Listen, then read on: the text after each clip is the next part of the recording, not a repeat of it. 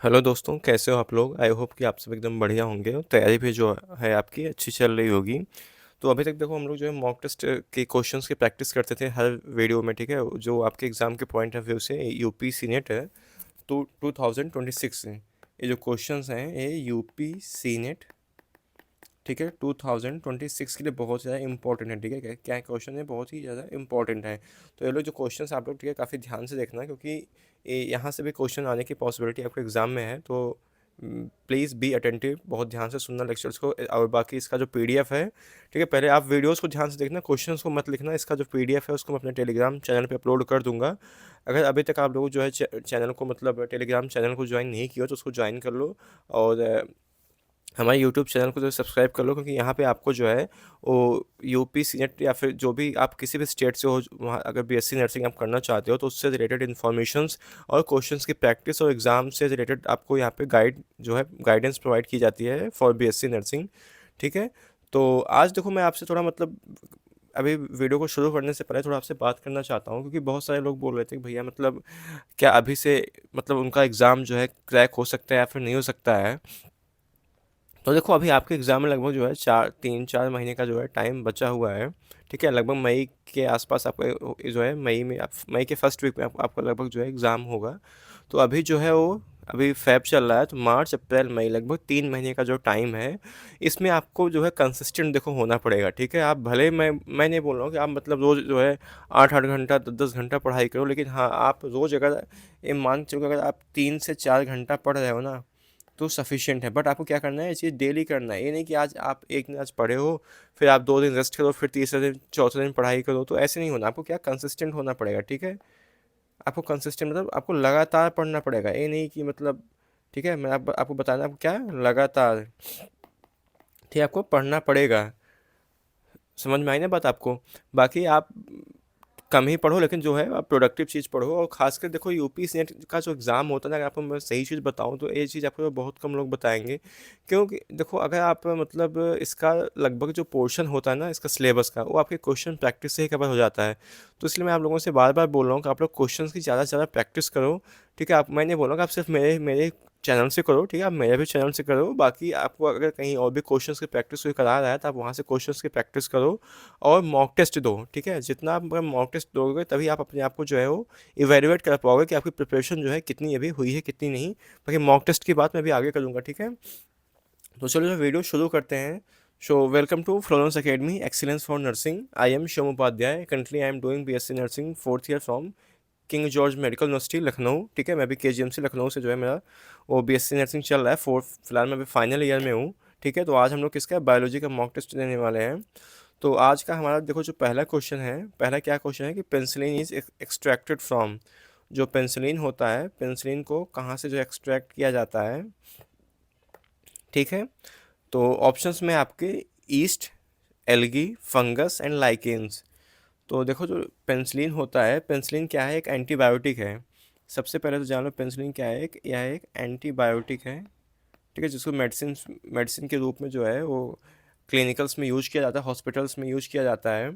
और जो पेंसिलिन होता है ना, पेंसिलिन जो इससे पेंसिलियम नोटेटम, ठीक है। या फिर पेंसिलिन मतलब पेंसिलियम नोटेटम होता है, और फिर पेनिसिलियम क्रायोजीनम नाम के जो फंगस होते हैं, क्या है, एक फंगस है, ठीक है, फंगस है जहाँ से जो है इसको आपका जो क्या होता है पेंसिलिन, इसको जो है एक्सट्रैक्ट किया जाता है। तो क्या है, एक फंगस है, मतलब कवक, ठीक है। मतलब कि फर्स्ट जो क्वेश्चन है कौन सा ऑप्शन सही होगा आपका, सी ऑप्शन जो इसका सही होगा, क्या होगा, फंगस या फिर लाइकेन, ठीक है। अगला क्वेश्चन देखते हैं। अगला क्वेश्चन बोला कि which is the effect of antigen in all and ill person. बीमार व्यक्ति में एंटीजन का क्या प्रभाव होता है। It increase the production of WBC, या डब्ल्यूबीसी के उत्पादन को बढ़ाता है। It increases the production of antibiotics, या एंटीबायोटिक के उत्पादन को बढ़ाता है। It increases the production of anti serum against bacteria, या बैक्टीरिया के विरुद्ध जो है एंटी सीरम का उत्पादन करता है। It prevent the growth of bacteria, bacteria की वृद्धि को रोकता है। तो इसका जो है कौन सा ऑप्शन सही होगा, होगा आपका सी होगा। It increases the production of anti serum against bacteria, मतलब कि यह बैक्टीरिया के विरुद्ध जो है क्या एंटी सीरम या फिर आप कह सकते हो एंटीजन, ठीक है, जो है वो उत्पादन बढ़ाता है। ठीक है, मतलब कि सेकंड का क्या होगा आपका, सी ऑप्शन सही होगा। तो अभी देखो मैं आपसे बात कर रहा था कि मतलब मॉक टेस्ट देने की, ठीक है, क्योंकि देखो जो मॉक टेस्ट होता है वो सबसे बेस्ट तरीका होता है अपने आप को इवेलुएट करने का कि आपकी तैयारी जो है वो सही चल रही है या फिर नहीं चल रही है, आप कितना मतलब जैसे अभी आपने मान लो कि सिलेबस भी कवर कर लिया है तो आपको ऐसा लगता है कि हाँ मैंने सब कुछ पढ़ लिया है, लेकिन जब आप क्वेश्चंस करने बैठते हो तो आपके क्वेश्चन जो है गलत हो जाते हैं एग्जाम में। तो उससे पहले आपको एग्जाम में वो गलती करने से पहले आपको ये चाहिए कि आप मॉक टेस्ट दो वहाँ से, ताकि आपको पता चल सके कि आपका जो है कौन सा पोर्शन वीक है या फिर कौन सा आपका सब्जेक्ट वीक है, या फिर किसी सब्जेक्ट का कोई चैप्टर पर्टिकुलर उसका कौन सा टॉपिक आपका वीक है जहाँ से बार बार क्वेश्चंस आपके गलत हो रहे हैं। तो ये अपनी गलतियों को सुधारने का जो है सबसे बेस्ट तरीका होता है, आप मॉक टेस्ट दो। तो उन्हीं सब चीज़ों को ध्यान में रखते हुए मैं आपको लोगों के लिए लेके आया हूँ फ्लोरेंस एकेडमी का फुल लेंथ टेस्ट सीरीज़। ये जो टेस्ट सीरीज़ है इसमें आपको जो 13 फुल सिलेबस के टेस्ट पेपर आपको जो है प्रोवाइड किए जाएंगे।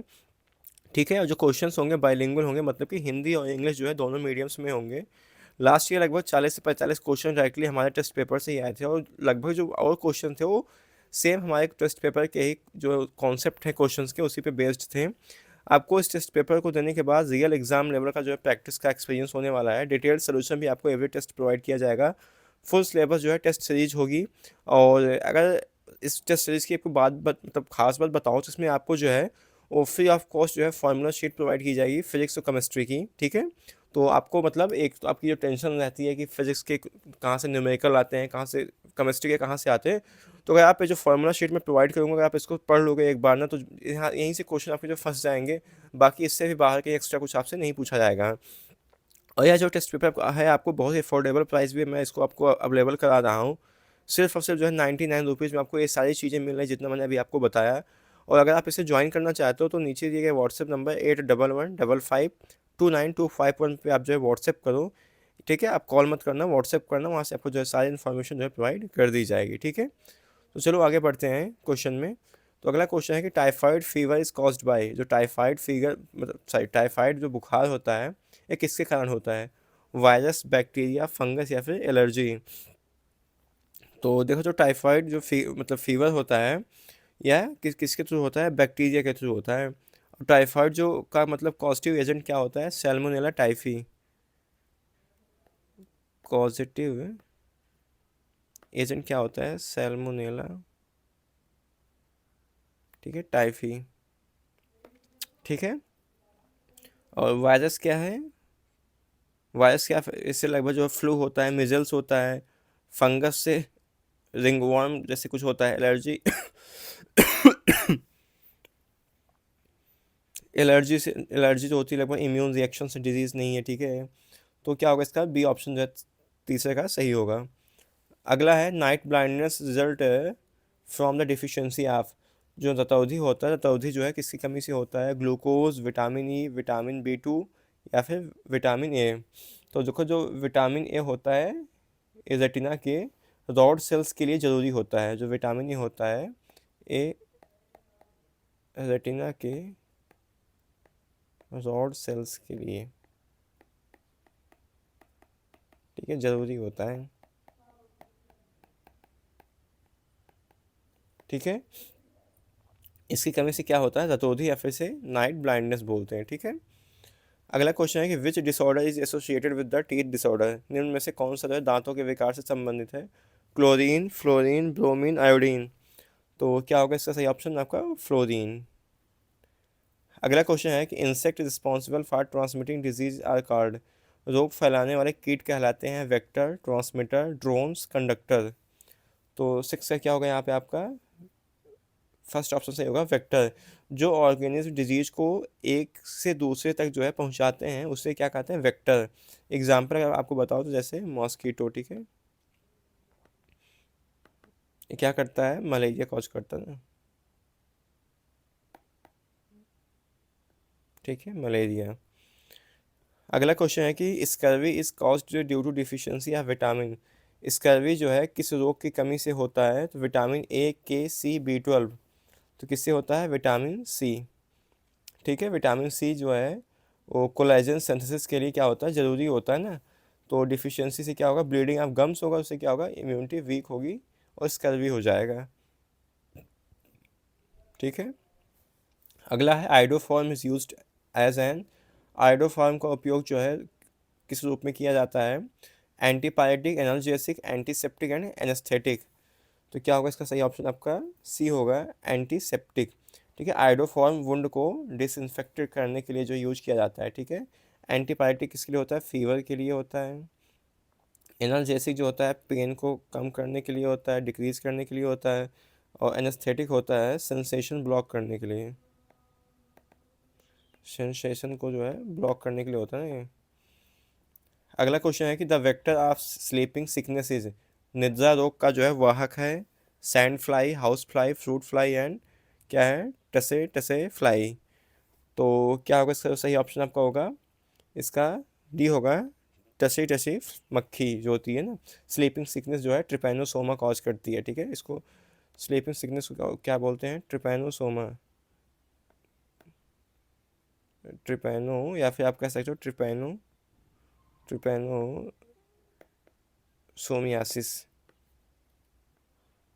ठीक है, ट्रिपैनोसोमियासिस। अगला है leukaemia is characterised by abnormal increase of, leukaemia जो होती है असामान्य वृद्धि होती है आरबीसी की, डब्ल्यूबीसी की, या फिर प्लेटलेट्स की, या फिर प्लाज्मा। तो ल्यूकेमिया में क्या होता है आपका, जो डब्ल्यूबीसी होती हैं श्वेत श्वेत रक्त कणिकाएं होती हैं, उनका नंबर इंक्रीज कर जाता है। ठीक है, किसमें अनकंट्रोल्ड में इंक्रीज करते हैं। ठीक है, अगला है DPT vaccine protect against, DPT का जो टीका लगता है वो किससे बचाव करता है। तो देखो, तो डीपीटी का फुल फॉर्म मतलब होता है ना, मतलब डिप्थीरिया एंड आपका है वूपिंग कफ और फिर टिटनेस। ठीक है, या फिर आप अगर परट्यूसिस है तब भी वो भी सही ऑप्शन, बट क्या है यहाँ पे डिप्थीरिया होगा, वूपिंग कफ होगा एंड टिटनेस, मतलब कि फोर्थ ऑप्शन जो है इसका आपका सही होगा। ठीक है, मतलब डिप्थीरिया, काली खांसी और टिटनेस। ठीक, अगला क्वेश्चन है कि Alzheimer disease is a, Alzheimer रोग क्या है, disorder of brain, liver disease and kidney disease and immune system. तो अल्जाइमर देखो एक मतलब ब्रेन डिसऑर्डर होता है, इसमें इंसान क्या होती है, मतलब न्यूरो, इसको अगर थोड़ा और मतलब अगर एडवांस लेवल में आपको बताऊँ तो ये कैसा है, न्यूरो डिजनरेटिव, न्यूरो डी, यह एक जनरेटिव डिसऑर्डर है।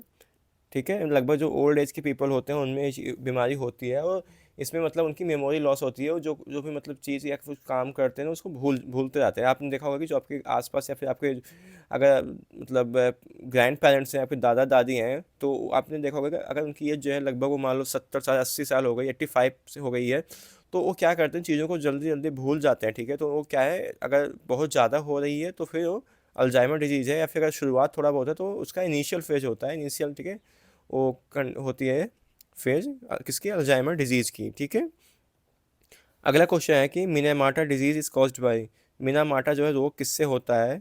तो mercury, lead, cadmium and zinc. तो क्या होगा 13 का आपका यहाँ पे सी ऑप्शन, नहीं सॉरी, ए होगा मरकरी। तो मरकरी जो है पॉइजनिंग से क्या होता है, मरकरी अगर पॉइजनिंग हो जाती थी तो उससे क्या होता है, मीना माटा डिजीज़ होता है। ठीक है, यह एक जापान का इंसिडेंट है। ठीक है, कहाँ का है, जापान का इंसिडेंट है।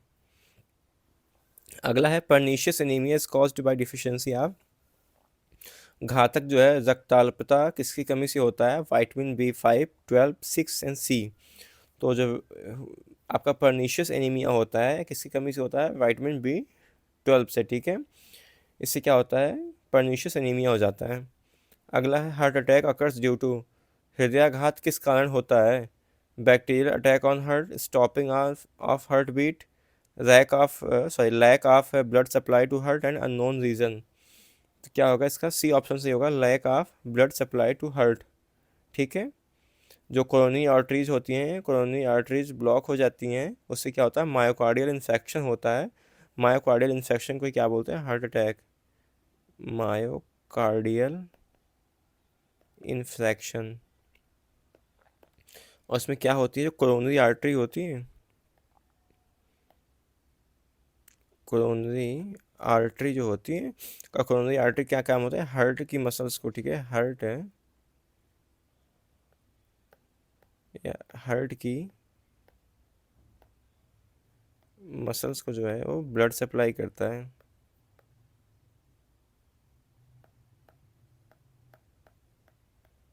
ठीक है, जो हार्ट अटैक होता है इसको क्या बोलते हैं, मायोकार्डियल इन्फेक्शन में बोलते हैं। मायोकार्डियल इन्फेक्शन में होता क्या है कि जो कोरोनरी आर्टरी होती है ब्लॉक हो जाती है, ठीक है, मतलब उससे हार्ट की सप्लाई नहीं कर पाती है, क्या हो जाती है, ब्लॉक हो जाती है, ठीक है, कोरोनरी आर्टरी। तो इससे होता क्या है कि हार्ट की जो मसल्स होती हैं उनको जो है ब्लड की सप्लाई नहीं हो पाती है और क्या होता है, हार्ट अटैक आ जाता है, ठीक है। अगला है drug use to reduce fever और कार्ड। बुखार को कम करने वाली दवाएं क्या कहलाती हैं, तो आपको सबको पता है क्या होती है, एंटीबायोटिक या फिर हिंदी में बोलते हैं जड़ नाशक, ठीक है। अगला है मायोबैक्टीरियम लेप्रेई इज। मायोबैक्टीरियम जो लेप्री है क्या है, बैसिलस, कोकस, स्पाइरल एंड स्पोर। मतलब किस टाइप का बैक्टीरिया आपसे फिलहाल यहाँ पे पूछा गया है, क्या होता है, बैसिलस, ठीक है। जो लेप्रोसी का बैक्टीरिया होता है किस शेप का होता है, रॉड शेप का होता है, ठीक है, रॉड शेप्ड का होता है, बैसिलस होता है, ठीक है। बैक्टीरिया के टाइप हैं बैसिलस, कोकस, स्पाइरल। जो कोकस होगा स्पोर्स ने, स्पाइरल, तो सबका जो है इस शेप के बेसिस पे पूछा है, रॉड शेप होता है, ठीक है, मायोबैक्टीरियम। और अगला क्वेश्चन है कि एंटीबॉडीज आर फॉर्म्ड इन। जो एंटीबॉडी होती है इसका कहाँ फॉर्मेशन होता है, तो liver by RBC, blood by platelets, brain by microphages and thymus by lymphocytes. तो 18 का कौन सा ऑप्शन सही होगा यहाँ पे, 18 का जो है वो यहाँ पे डी होगा, थाइमस बाय लिम्फोसाइट्स। अगला क्वेश्चन है कि BCG vaccine is given at. जो बीसीजी का टीका है कब दिया जाता है, 2 to 3 years, 10 years, newborn and with in 15 days। तो इसका जो है कौन सा ऑप्शन सही होगा, सी होगा, न्यूबॉर्न जो है। जो बीसीजी होता है ट्यूबरक्लोसिस से प्रिवेंट करने के लिए वैक्सीन दी जाती है और बर्थ के टाइम या फिर सून आफ्टर बर्थ जो है ये वैक्सीन दी जाती है। अगला क्वेश्चन है एड्स वायरस डिस्ट्रॉयज। जो एड्स वायरस होता है नष्ट करता है lymphocytes, monocytes, neutrophils and basophils. तो देखो जो एड्स का जो वायरस होता है या इसका अगर बात करूँ फिलहाल इस ऑप्शन की, तो यहाँ पे जो है वो लिम्फोसाइट्स को जो है डिस्ट्रॉय करता है, ठीक है, मतलब नष्ट करता है। और HIV CD4 जो है टी लिम्फोसाइट्स, HIV CD4 जो है वो टी लिम्फोसाइट्स को, ठीक है, टी लिम्फोसाइट्स को जो है क्या करता है, डिस्ट्रॉय करता है, ठीक है, डिस्ट्रॉय करता है, ठीक है। इससे क्या होती है, इम्यूनिटी जो है वो लो हो जाती है, वीक हो जाती है। अगला है Widal test is used for diagnosis. जो विडाल परीक्षण होता है किसके लिए किया जाता है, सैल्मोनेलिस, मलेरिया, हैजा, टाइफाइड। तो जो विडाल टेस्ट होता है टाइफाइड के लिए यूज़ किया जाता है और जो टाइफाइड पॉजिटिव एजेंट है उसका क्या नाम होता है, सैल्मोनेला टाइफी। और जो विडाल टेस्ट होता है सैल्मोनेला टाइफी के एंटीबॉडीज़ को डिटेक्ट करता है, ठीक है। अगला क्वेश्चन है कि thalassaemia is an example of. Thalassaemia जो है किसका उदाहरण है, तो डिलीट क्या है, डिलीशन ऑफ म्यूटेशन, मतलब विलोपन उत्परिवर्तन का, point mutation, silent mutation and frame shift mutation. तो जो थैलेसीमिया होता है, थैलेसीमिया जो पॉइंट म्यूटेशन का जो है एग्जांपल है। और सिंगल जीन म्यूटेशन होती है और हीमोग्लोबिन क्या होती है इसमें सिंथेसिस जो अफेक्ट होती है। तो थैलेसीमियम क्या होता है, एक मिनट, इसमें क्या होता है कि हीमोग्लोबिन की जो है सिंथेसिस